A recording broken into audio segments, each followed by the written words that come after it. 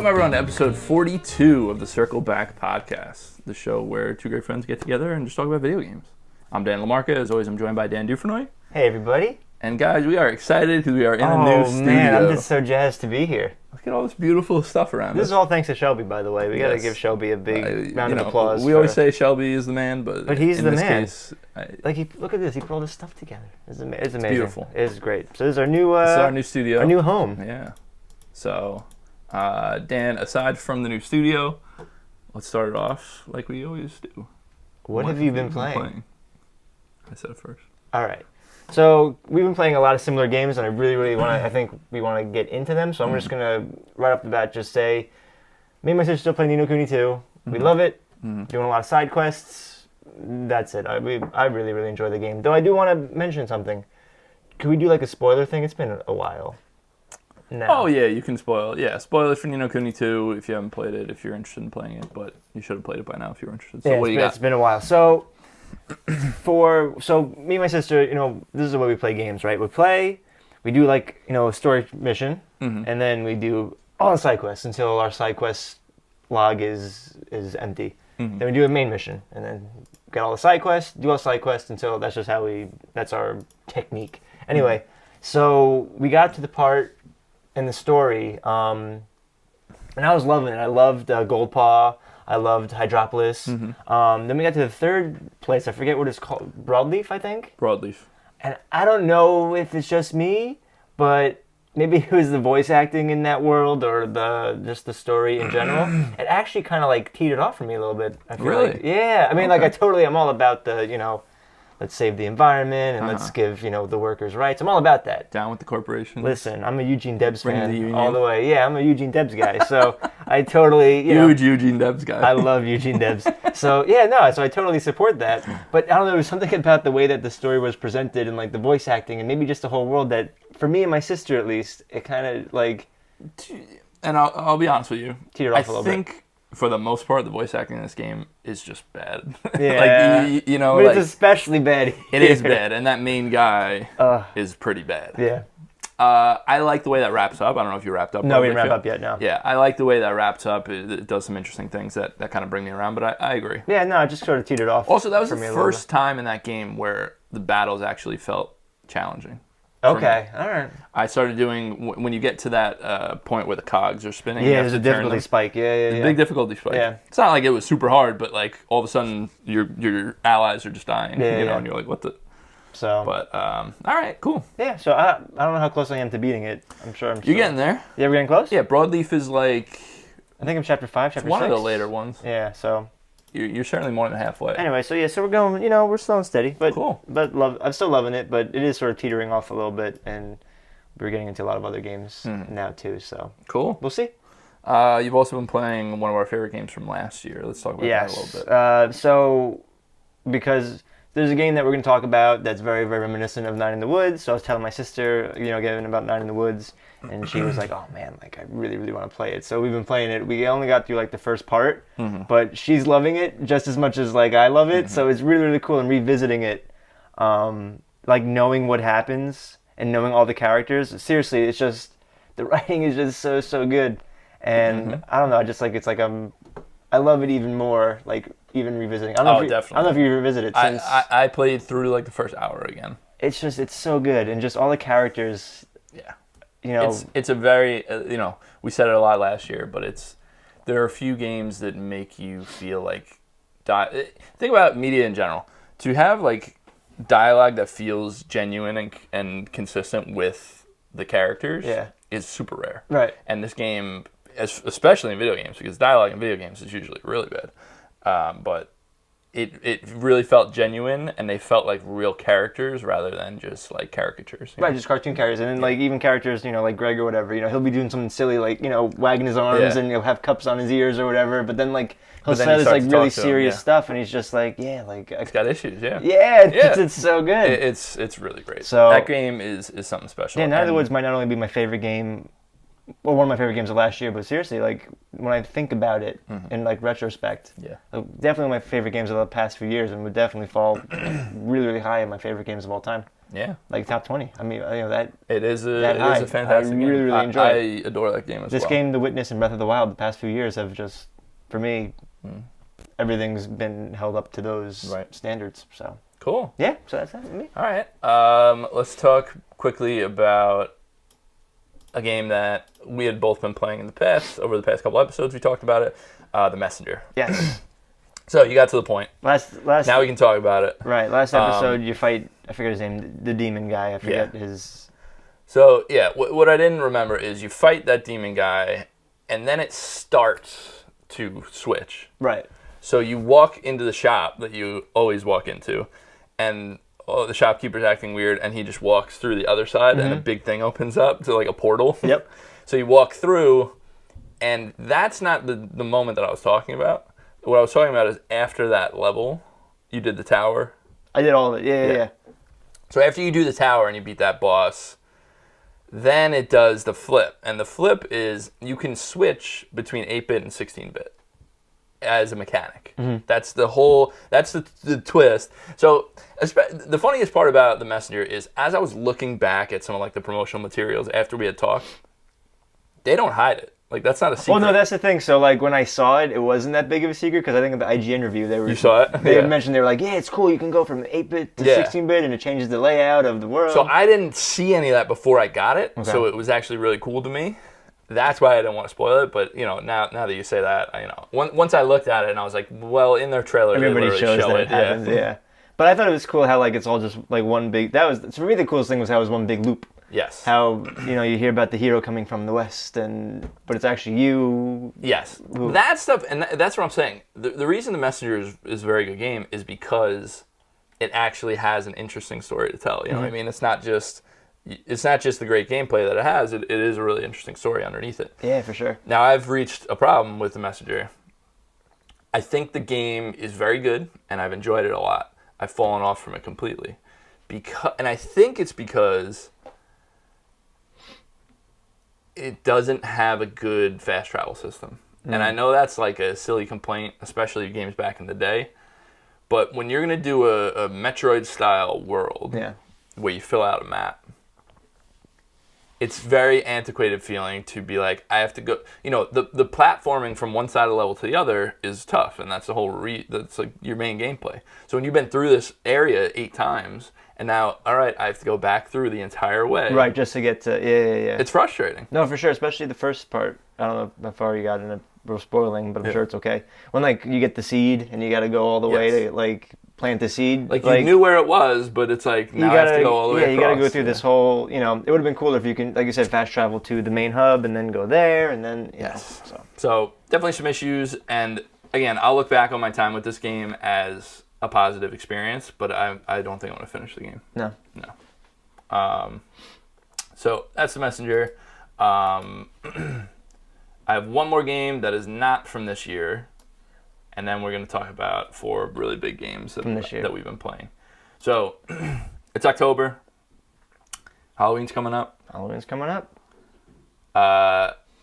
PlayStation Plus gives out free games every month if you subscribe, right? So they put out Friday the 13th, the game, on PlayStation Plus for free.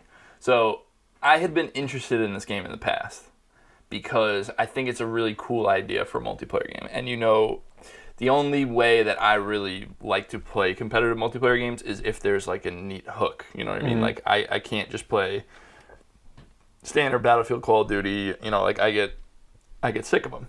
So like recently I've liked PUBG for the Battle Royale. Right. I like the idea of this multiplayer where it's one person. So the whole game is one person plays as Jason, and then there are 8 people that play as counselors, camp counselors, right? If you play as Jason, the object of the game is to kill all the camp counselors. That's it. If you play as the counselors, you have a multitude of ways of basically escaping. So you can like repair this car, drive off. You can call fix the phone lines, call the police. You can they give you a lot of options for like what you can do as a counselor. And I think the idea of this game and the way that it was designed as far as the gameplay itself, I think is really smart and really fucking good. The problem is it doesn't feel good to play, to control, and it's just janky as hell.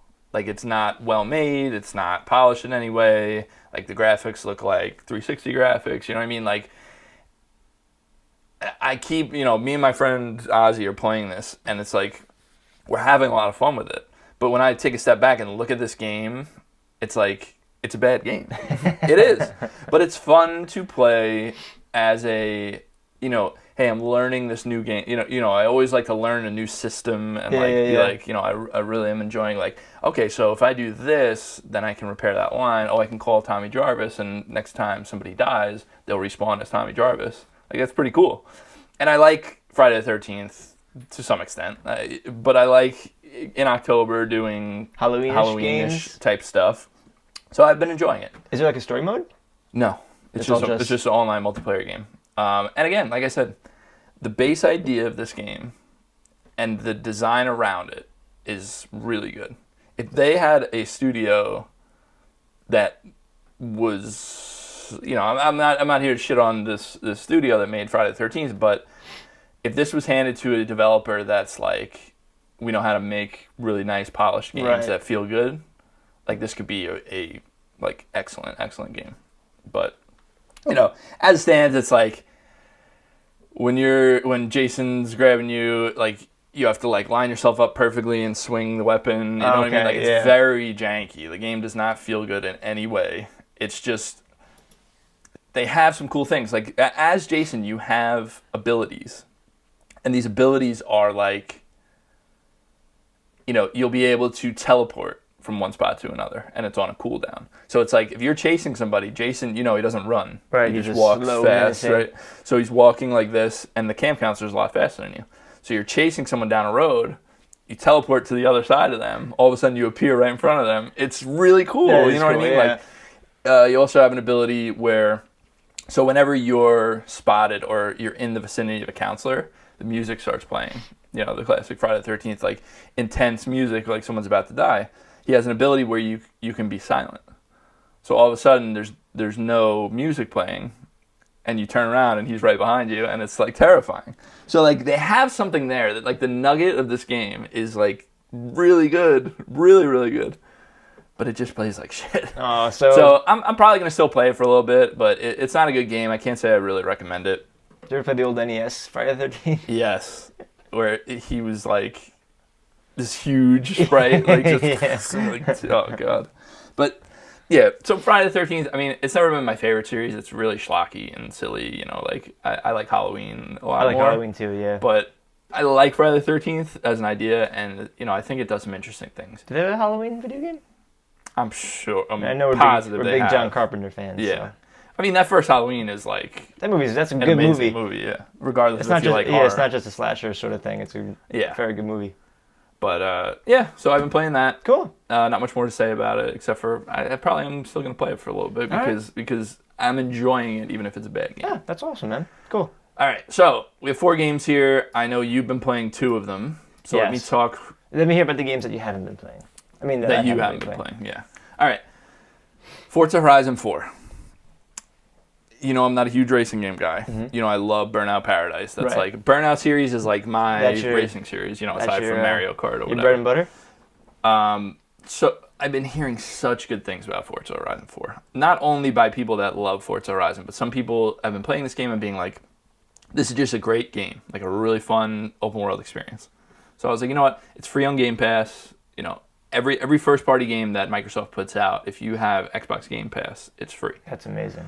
Yeah, I mean, they're doing it right. But regardless of that, I was like, you know what? It's free. Let me try it. And I really, really like this game a lot. Yeah, it's silly in a way that I don't know if it's self-aware or if it's just corny. You know what I mean? But it's the actual graphical presentation, the racing itself is all like absolutely top-notch. And I've had just so much fun just driving around this open world, exploring different things. one of the strongest openings to a game. Yeah? I've played in a long time. It like takes you through, because the big thing for Forza Horizon 4 is that it has seasons, and the seasons change based on your progression through the story. And when the seasons change, the actual environment you're driving around in, even though it's the same map, changes drastically. Like in fall, it'll be like rain all over the place. You'll have puddles where there weren't puddles, and when you're racing the same tracks, and now all of a sudden, on this dirt road, this big old puddle, like it really feels different.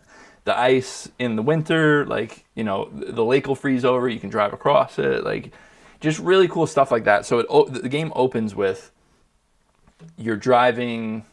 You're not controlling anything. It's showing you the seasons, and then all of a sudden it says summer, and just pans out, and you're driving, and you're doing this awesome race with like there are these guys on motorcycles that have like smoke trails like behind them, and they're like, come on, like everyone's like, let's go to the festival, and everyone's just like racing, jumping over each other. It's just like such a smooth opening into such a cool, like just telling you, really basically saying this is what this game is, and it's a lot of fun. Cool, man.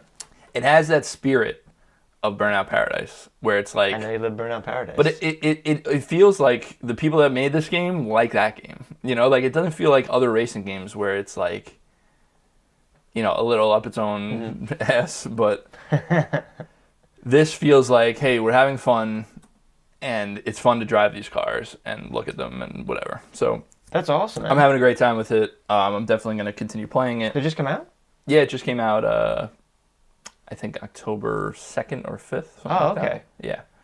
So Forza Horizon 4, if you are a racing game fan, you probably already know about this game, but can't recommend it enough. It is definitely upper echelon as far as racing games go. Yeah, does it surpass your? It's very good. No, Burnout? No, nothing will. Do you like Burnout Paradise more than the Mario Kart games?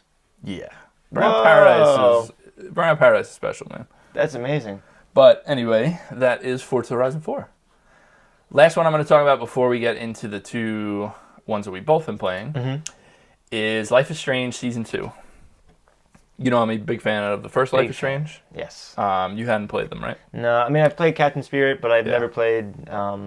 So, I was a little nervous coming out of Captain Spirit because it wasn't great. Like, I liked what it was doing, and it has some interesting things to say, but it felt like they didn't learn anything from Life is Strange Season 1. So I was like, this is going to be the same thing as Season 1, and then all the problems you had with that first game are just so exacerbated by the fact that, all right, this is the second game. Like, you know how that goes. You need to step it up and make changes. And I actually have not finished Episode 1 because I'm playing it with Diana. But I played the first half, I would say, of Life is Strange Season 2, Episode 1. And I think it's excellent. Yeah? Excellent. Same characters? No. Different characters. Brand new story. Still in the Pacific Northwest. But in a different area, and so number one thing I'll say is the facial capture is still a little funky, just like it was in the first one, but the graphics themselves are so much better, and it's just a very nice world to like be in. The other thing is the story. So you're following, basically it opens up, you're playing as a 16, 17-year-old Hispanic kid that just, regular high school kid. He's a nerd. He likes drawing. He's not a nerd. He's like a kid. He's like an artistic kid. You know what I mean? Like he likes drawing. He doesn't really know what he wants to do with his life, but he's got some friends, but he's kind of shy and quiet. It's a very believable character. He's well written, but you basically start out, you and your best friend are talking, and you like get off the bus, and the opening is really, really good. Life is Strange 1 always had like a good soundtrack and some interesting shots, but it never felt immersive. This opening feels like the opening to a movie in a good way. Like Listomania is playing, and they're like, panning across all these different scenes, and then they go across to like the bus as it stops. And it says it's like zoomed in on Watch Your Step, and you see the guy. You know what I mean? Like it's very well directed, which I really appreciated. But the thing is, a lot of people that played Life is Strange Season 1, me included, would say that the game is great because it makes you like certain characters and hate certain characters, and it told a interesting, like, almost sci-fi story, right? You wouldn't say that the characters are written like real human beings. You would say that they're like, it's almost like a 40-year-old said, what would a teen be like? Okay. But in a kind of funny way, Yeah. like, you know, kind of silly, where you would look at it and you'd be like, man, that's like way off, but I like it, and you still like the characters even if they're corny and weird.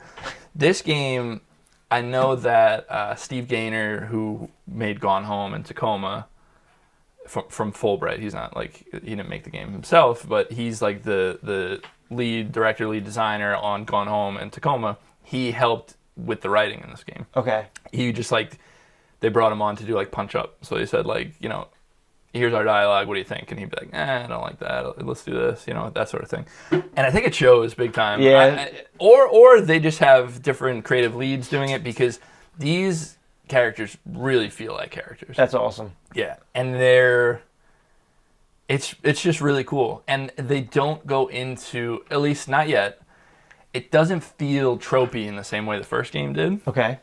Because I'll give you an example. And again, this is episode 1, so it's quite possible that in episode 2 they totally turn this around and do the trope that I thought they were avoiding. But this guy, his best friend is a girl, right? And they're both like, you know, attractive teenagers, and they get off the bus and they're talking, and you see them like joking around with each other, and you're like, all right, so the girl likes him but doesn't want to say it, and blah, blah, blah.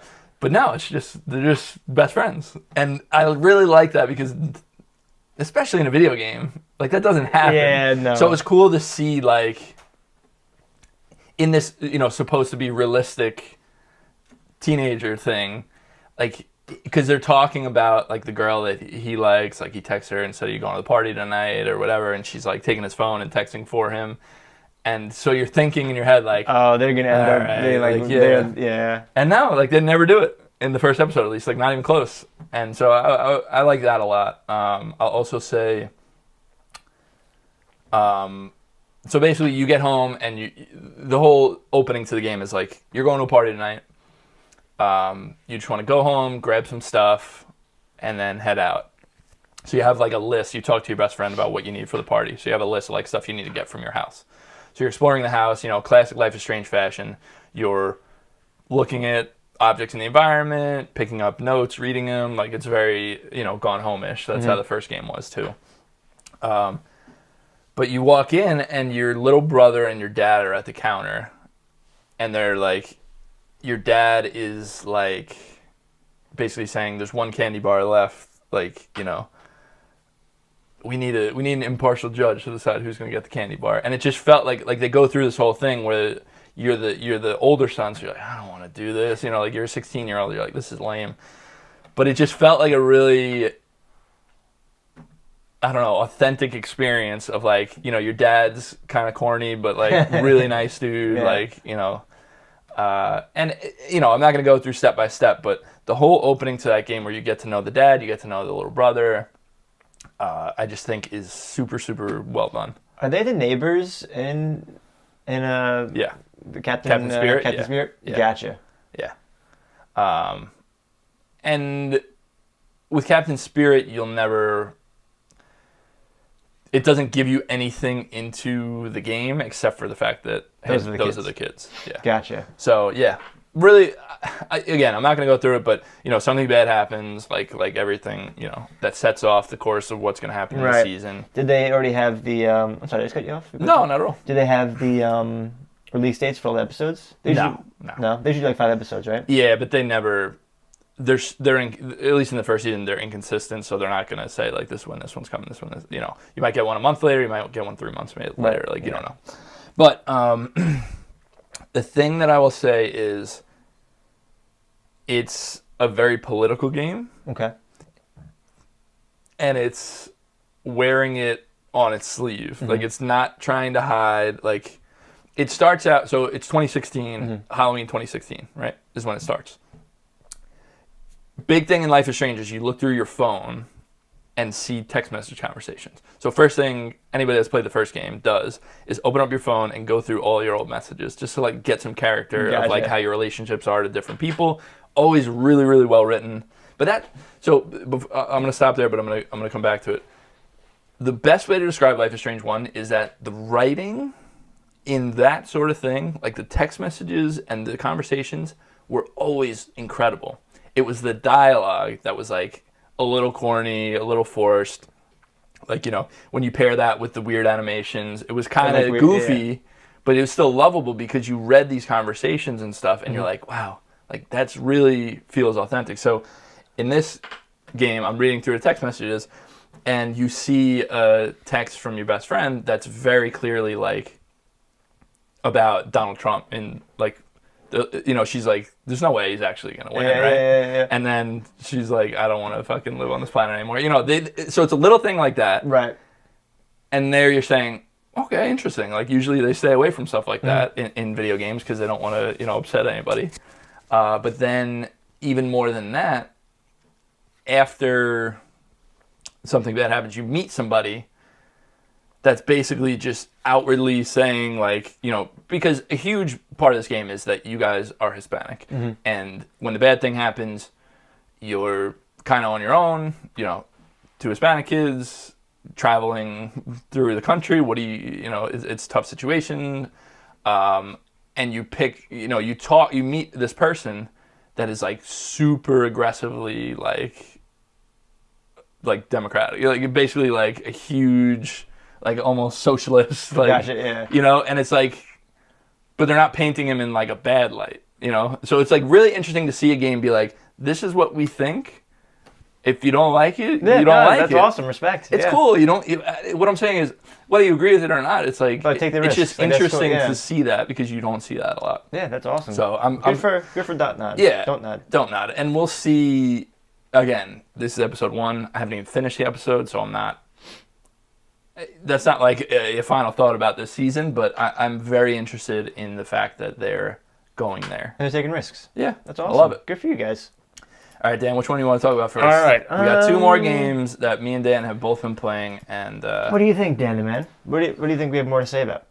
I think we have more to say about this one. All right, so let's do this. Yeah. Okay. I want to hear what you have to say first.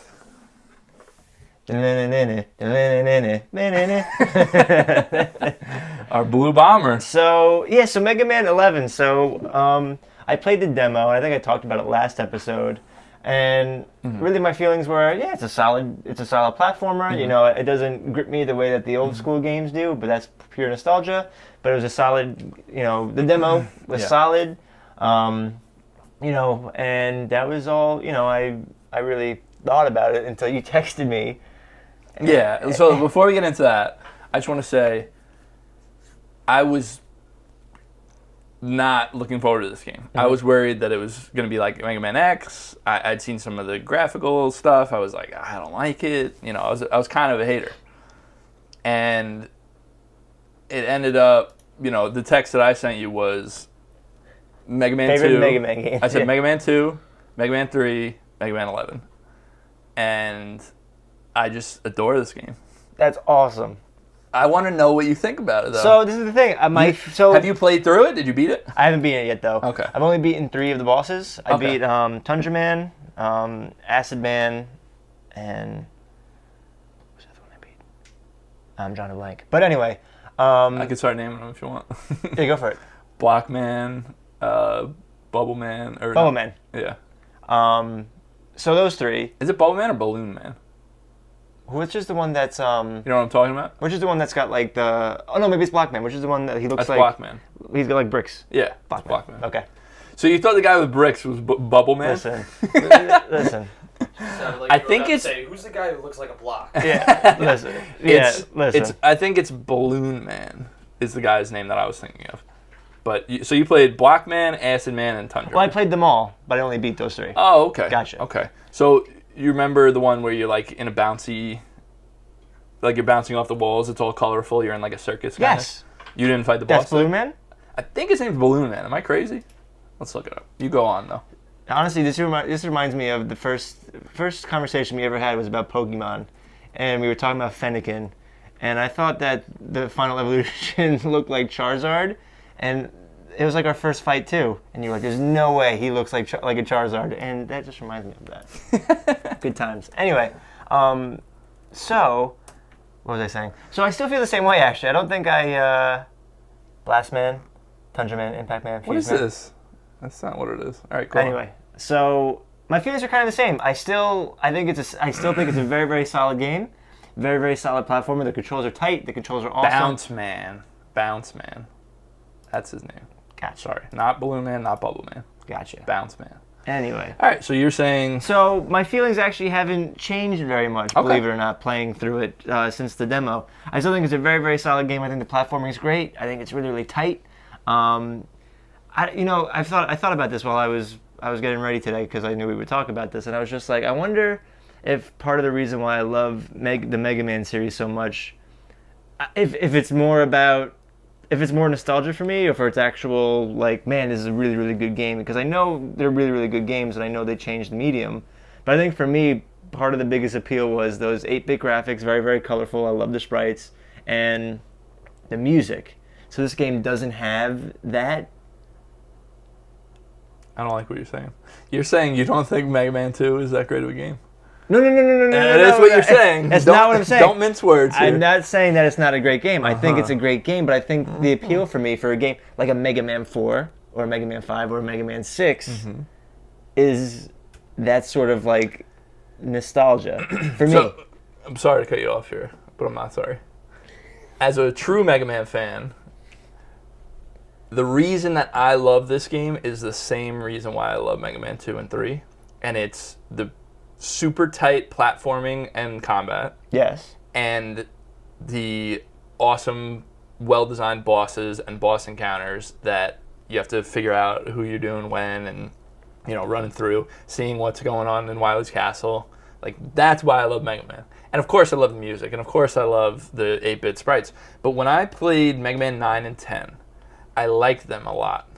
But I felt that there was something missing, because it was too, like, complex. It was too, like, different.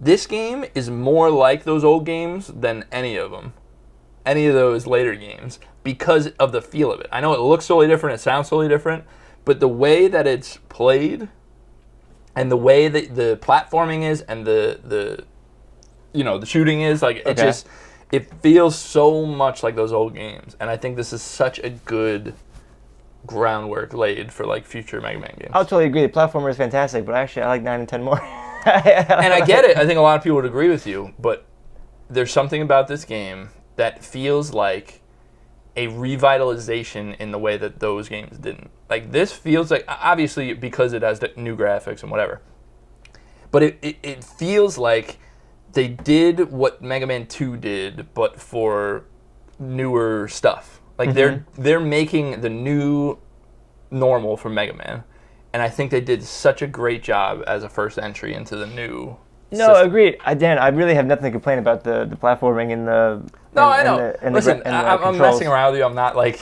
I'm not saying, like, you hate Mega Man. I think this is our last podcast. I'm just saying... What I'm really saying is the reasons that I love it are exactly why I love Mega Man 2 and 3. Maybe it's just me with freaking nostalgia goggles, because it's the same, reason you give me, a game that looks like an old Castlevania game, and I'm already gonna, like, love it already. Right. I don't know. Maybe you're right. Maybe the reasons I love Mega Man is not for the right reasons. Maybe I'm I'm kidding. It's not the right reasons. But I'm saying I care more about looks than actual heart, apparently. Very superficial, Dan. But this game, I think it's super solid. But there's something, I don't know. There's just, for me at least, there's just something missing. I don't know.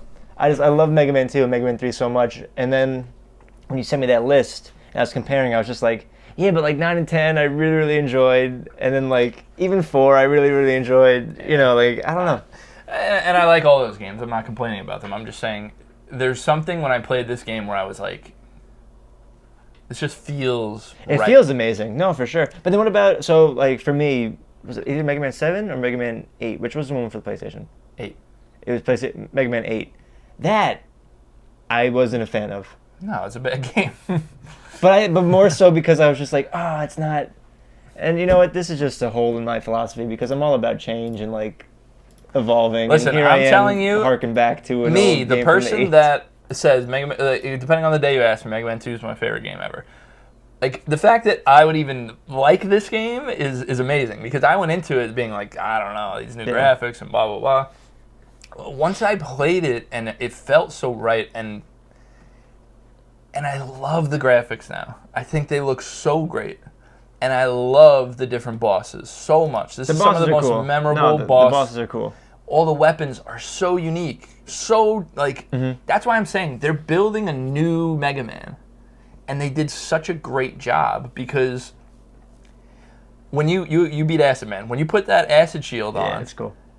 It's such a unique thing. You never had anything like that. Yeah, that's true. So that's what I'm saying. That's why I love this game because it's not afraid to say, like, we're not just giving you different projectiles that do different things like most Mega Man games. Like, you know, obviously Leaf Shield, whatever. You know, like they had weapons like that, but there's something about it that's just different in a really good, promising way. And I'm telling you, I love this game. Did you beat it? Yeah. So there's some things I want to talk about for sure. There's a lot of bad stuff in this game too, but it's all on the periphery. The voice acting? The voice acting, awful. The story itself, awful. Like, terrible. But who cares? Now, the thing that I compared it to is, like, it is such... The intro and everything is such a Capcom thing. Like, it feels so much like Street Fighter 4, like, level of, like... Where it starts up and it's like guitar riff, like, wailing, and then you jump in and it's like, whoa, Dr. Light. Like, it's, like, super corny, like, you know... like the worst kind of anime voicing, you know what I mean? Where it's terrible. And you know what I really hate? They call him Mega. Like Roll and the new robot dude, or whatever the hell he is. Roll goes, "What's up, Mega?" And I'm like, don't call him fucking Mega. It sounds weird. Like, what are you doing? So there's a lot of shit on the periphery that's like, oh my god. Yeah, but they always have, even the Mega Man X games, the voice, that was the worst, those cutscenes. I don't like the Mega Man X games. There's a big difference there. Not even the first one? No, I don't like them. That's why this is so interesting that I like this game because it is a different thing, but it has the soul of like the old Mega Man games that I love. And another thing that I am not a huge fan of. So I am a huge fan that there's different difficulty levels. I am a huge fan at the fact that they allow you to buy. I was going to ask, what do you think about the shop? Yeah. Love the idea of it because you, like, on my first playthrough, I was like, I'm not buying anything. I want to experience this like a real Mega Man game. But then, for somebody that has never played this game before, it's I like, love it. helps, I absolutely love it. The thing I don't like is the difference between the second highest and the third highest difficulty. So I played the entire... basically, I wanted to play... So the first difficulty setting is like easy mode. Like, it'll catch you from falls. You jump on spikes. It'll save you. Like... It's super easy. The second highest difficulty, or the second difficulty up, so it's 4. 1, 2, 3, 4. The second one is a little bit too easy, in my opinion. Because that's what I ended up playing the game on. But the problem is, the difference between the second and the third is so huge. Like, so huge. They changed the checkpointing. Like... But that's why I'm saying I don't have a fundamental issue with the way they do difficulty. I just think that between the second and the third difficulty, there's too much. Because the second highest difficulty is basically for people that are excellent at Mega Man, have played this game numerous times, like know what to do, know how to solve the puzzles. Like, that's what that one's for. And so playing that difficulty on your first try is so frustrating. Yeah. Like, I wanted to do that at first, and I was like, I'm just not, like, that's just not worth it. But then I felt that the second difficulty was too easy.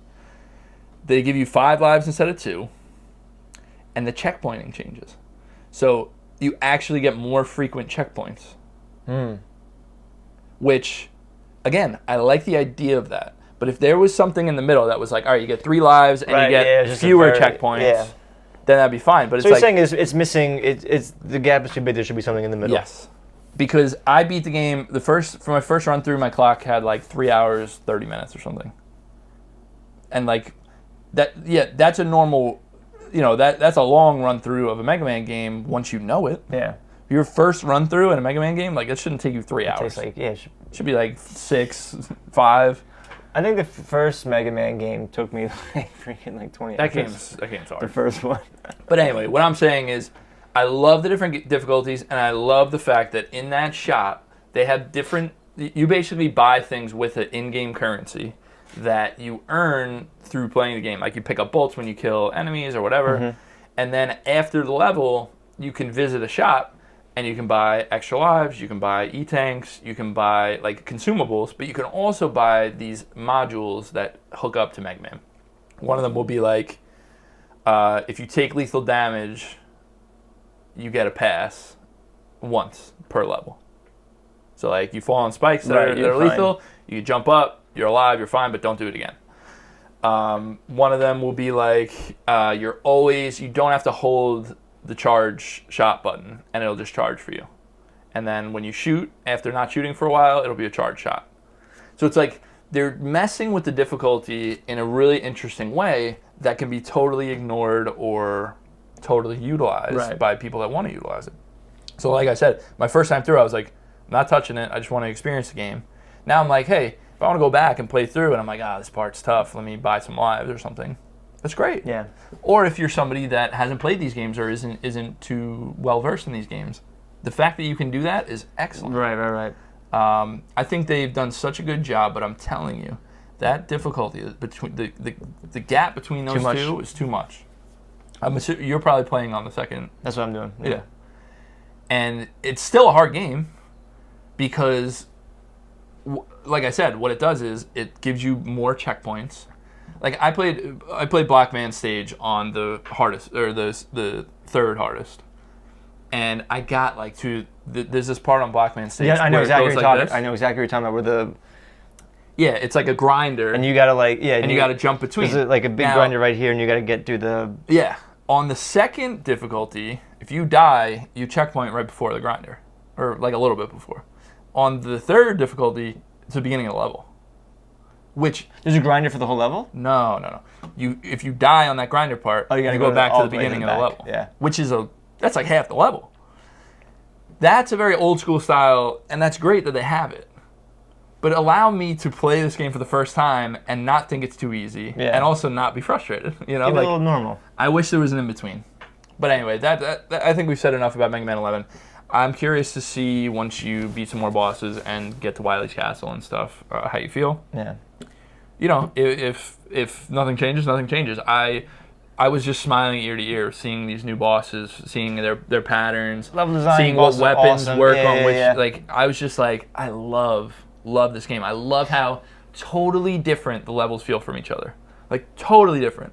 Oh, unique. Not for only sure. the enemy type, but the way you traverse them, the different, like so unique. These I don't levels. know. Maybe I gotta revisit the old Mega Man games and see why. I'm just listen. For example, like Mega Man 1 is probably one of my least favorite Mega Man games. There's something about 2, 3, and even 4. I like those games. I like 4, 5, 6. I like them. They just kind of started falling off. 2 and 3 are the high point. Yeah. 1 is, great proof of concept, but it's not a great game. And for me, I'm telling because I would probably in the past I would have said 2 and 3 are my favorites. And then 4, 5, 9, and 10 are right around the same spot. Yeah. And this game, I just like so much more than 4, 5, 9, and 10. But, they can't touch 2 and 3. But, Yeah, dude, I'm so glad you're enjoying it. Yeah, that's awesome. And like I said, I would love to hear someone else, I don't expect everyone to agree that this game is excellent. But for me, it feels like a real Mega Man game. And we haven't had it in a long time, and I'm really loving it. Yeah. That's about all we have to say about Mega Man 11. Okay. Let's talk about the big one for the week. Yes, please. This is a game that you and I are both playing, Mm-hmm. and I think we're both enjoying it quite a bit. It is called Wander Song.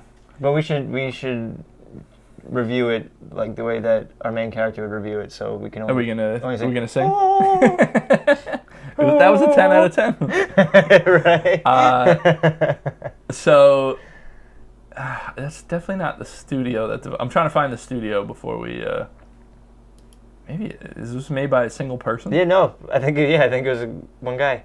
Greg Lobanov apparently made this game, and so the game's called Wandersong, and we're going to talk a lot about it. But I want to say right off the bat, it is criminal that this game is not getting more coverage in the gaming industry because I don't hear anybody talking about it. Yeah, agreed. And it is one of my favorite games of the year. I adore this game. I think it's incredible. It's one of the most unique games I've ever played in my life, and I love it. Yeah, it's So really, the game really good. came out on Switch? It came out on Switch and PC, Steam, I think. It's what, $15, $20? Yeah, I think it's $20. Let's look it up. I think for Switch, I paid $20 for it. Okay. Yeah, it's like It's $20. It's got great graphics. It's construction paper. Yeah, let's talk about the game now. So I just want to say it's on Steam, it's on Switch for download. It's $20, and it is basically a side-scrolling adventure game in which your main character He's a bard. is a bard. So he sings. So I'm gonna spoil the opening of the game because it's a very opening, but it's one of the coolest openings to a game. And I know I just said it about 4 hours before, but so you start out, like you said, it's a construction paper world. It's the best way to describe it. It looks literally like someone cut out construction paper and laid it on top of each other. And you're this little guy going from side to side, and it's all dark in the beginning. And you walk up and there's a sword. You pick up the sword, and then it says like hit the right stick to like move around, and you see that the sword moves like depending on where the stick is. So you're walking, like swinging the sword, trying to figure out, like, oh, it's pretty cool. You walk over to this boss-looking guy, and you're like, all right, gotta hit it with the sword. And you go to hit it with the sword, and the sword flies out of your hand, and you're just staring this thing in the face, and you're like, oh god. So the mechanic of the game has nothing to do with swords or weapons at all. This guy, the bard, solves all his problems through singing. So instead, what the right stick does is it's like a scale. Right. So there are different notes. colors. Yeah. Like top is red, bottom is blue. There's green, purple. Yeah, it's like a rainbow of colors, but they're all different notes, right? So you can basically the opening act is there are these ghosts that invade your town or the town you're in, and they're basically like everyone's like, help, we don't know what to do with these ghosts, and you start singing to them, and it turns out they can understand your song, but they can't understand people just speaking to them. So you end up being their translator to and it turns out the ghosts that everyone's afraid of was that town's loved ones that have passed on, and now you're basically translating between. And that is just a microcosm of what this game is, because you travel from town to town. It kind of has like an RPG-esque world map where Right, you're kind of going from city to city, going go around, helping everybody, but it's an adventure game through and through. Like, there's no denying it. You're basically going through and, you know, saying, all right, this person needs this, I'm going to help them. This person needs this, I'm going to help them. But the way that this game is written, we mentioned earlier that a game reminds us of Night in the Woods. And this game has such a heart to it and such genuine dialogue and characters, right? Am I No, right? for sure. That it like stole my heart right away. Like, I loved Well, that's this the game. thing. There's characters that are actually like depressed and have Yeah. like these like you know, one girl's mother passed away and like all these like things, and like here you are trying to cheer everybody up. But then sometimes like you need cheering up. Like it's beautiful. It's really, really nice. And so you see this game in the beginning and the first level, it's all colorful, you're singing, you know, you're solving everyone's problems, it's great. But then you start to realize like it's not all rainbows and sunshine. Right. Like there is real stuff going on. And like you said, like this character, the bard that you're playing as, is constantly in a struggle of like, all I do is sing. Like, am I really doing that much to help? Right, like, he feels like he's because he says like, I'm, you know, someone talked to me like I'm the hero. I'm supposed to save the world, but he's also like when he fails, he's like, yeah. Am I really a hero? Like, you know, why am I a hero? But also like I feel like another struggle, and like it's really, really interesting because you look, it's just like a cute cartoon character, but like, you know, everybody thinks he's just kind of like a goof, and he's also trying to prove his worth and be like, well, no, like just because I'm a singer doesn't mean that, you know. Yeah, I can't say too much about it because the game is in its story and its moments, but I definitely have to say I'm a couple hours further than you. The thing that I will say is when you get to, there's also some interesting, like, the world is ending, or the universe is ending. Right. And you're trying to basically go to each of these, like, grand... Yeah, like these gods. Yeah, they're basically gods, yeah. and you're going to each of them and learning a part of a song. To save the world. In order to save the world. And they do some really cool stuff with what happens to that. There's somebody else that comes into play that is like your very stereotypical hero. Have you met the... No, not yet. Yeah. So, basically, the thing that I will say that I dislike about this game, and it's probably the only thing I dislike about this game, is that I love the ideas that it has for its, like, puzzle solving and its platforming and whatever, but it doesn't feel great. No, you know what I mean? It is hard. You got to hit notes at the perfect time. Like, it is kind of wonky. And like later in the game, like they basically say like at each temple before you meet the god that's going to teach you the part, there's a different like platforming puzzle to get pretty up much. there. And some of them can be frustrating, and some of them you're basically saying to yourself like, they just shouldn't have put this in maybe, and it would have been a better game, but.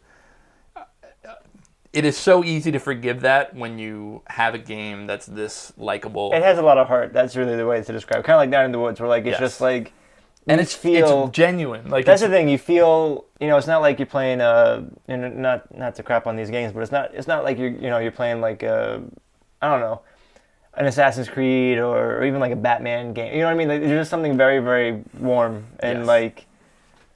It's beautifully crafted. The characters and the world that they built is amazing, and I love, again, we talk about dialogue in games. The dialogue between characters in this game is just so every character has like a personality, like every character that you run across in a town. And they feel like real people. They have like an actual personality, one person's the arrogant, musician icon, and then, someone's, depressed, and it's really, and it really all good. revolves around music and singing and how... Some of the music's really, really good. It's great, yeah. I'm telling you, this game, if you are at all interested in what we're saying, if you like adventure games, if you like, a really well-crafted world and story... really give this game a shot, for sure. It's an amazing game, and I'm telling you, it's going to be one of my favorite games of the year, and it is criminal that this game is getting overlooked so much in the media. I know, they've only had a few reviews, and they've all been great, but it's like... Everyone needs to look at this game, pop it up. Like, this is awesome. What we need more of in this industry. We don't, you know what I mean? Like, it's got that Undertale-ish DNA too, where it's just like, it kind of turns video games on its head, and, you don't have to go around and kill things. It's like, and it has something to say, and it does it in such a, like, you can tell that it's just like, it was so lovingly crafted, this world. A beautiful game. I'm telling you, I love this game. Beautiful game. Again, it's called Wander Song. It's on Switch and Steam for $20. Highly, highly recommend it. Yeah, seriously. So, that's it for what we've been playing. I know that took up like 90% of our episode. Yeah, you're playing a lot. But I want to talk quickly about just two news items that I've been thinking about over the last week or so. Number one, Sony finally folded. Right. We talked about how they were getting pressure because Microsoft and Nintendo said we're going to do cross-platform play with Fortnite. We knew that it was as easy as flipping a switch because Epic proved that on purpose at one time. Remember I told you about that? Where Epic one time when Fortnite first came out, basically accidentally turned on crossplay between all the platforms. Right. And then they were like, oh my god, I'm so sorry. Like, we must have accidentally put on crossplay just to be like, motherfucker, it's really easy. Come on. So we knew that it was possible. We knew that it was easy. We knew Sony was the only holdout because they're stubborn. They finally said, all right, we're going to do it. And they also said, we are looking into doing this for other games as well. Cool. It's not just a Fortnite thing. Finally, Sony. Finally. Get your head up out of your butts. Yeah. So I just thought that was an interesting thing to talk about. I think it's long overdue. Microsoft and Nintendo both, have been open to this. I'm excited for other games to do it. I play Rocket League a lot. That'd be really fun to be able to play with people on Xbox. So yeah, super excited about that. I'm curious to the extent that they're going to do it. If it's just going to be select titles, or if eventually it's just going to be all multiplayer games. So we'll see. It's an interesting time. We haven't had that. Nobody's ever done cross-platform play like that. Well, thank you, Sony, for finally caving in. Yes, thank you. For all those Sony. Fortniters out there. Congrats to the Fortniters. All right, last thing I want to talk about. This is a bona fide bad trend. Bad trend. Fucking hate it. I noticed it with Assassin's Creed Odyssey. I looked into it. It's happened with some games in the past, but Assassin's Creed Odyssey is what really was obvious to me. So, game comes out, shows the release date. October 5th was Assassin's Creed Odyssey. That's Friday. I look at the PSN on October 2nd. There's a $80-something version available to buy, and you can play now. If you want to pay regular price, you have to wait till Friday. So, Tomb Raider did it as well. I think Tomb Raider actually did a full week. Xbox has been doing something similar where, it was EA has been doing something similar in the past where if you're a member of like EA Access or something, you get the game a week early. That's a little different.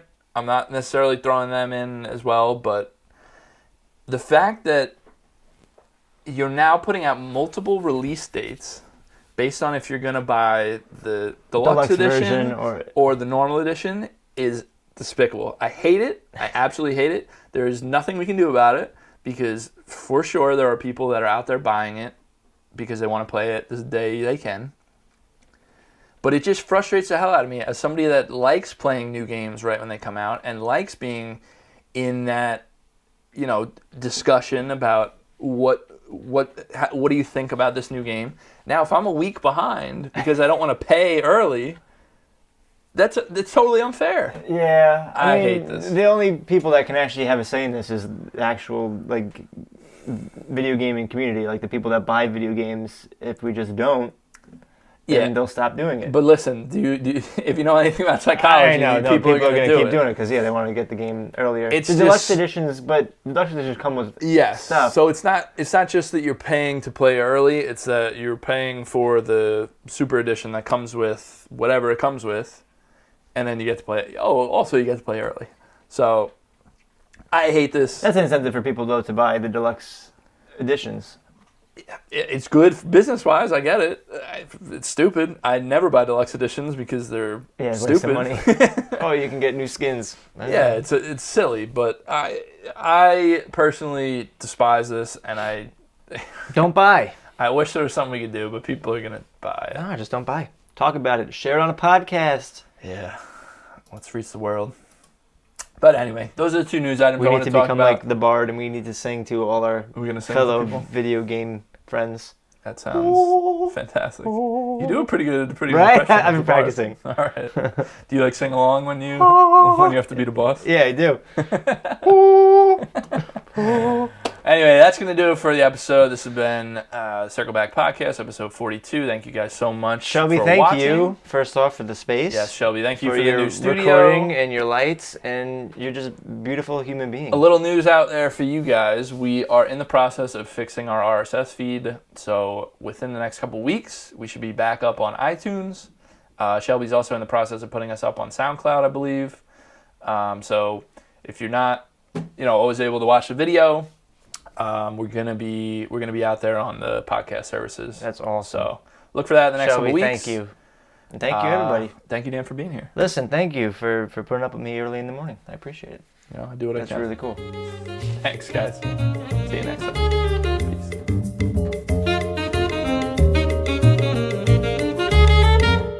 What's up, guys? It's Dan from Circle Back. I'm just here to let you know you can find everything that we do at circlebackgaming.com. If you just want the podcast, we're on iTunes. If you just want the video, we're on YouTube. So catch us either place. Thanks.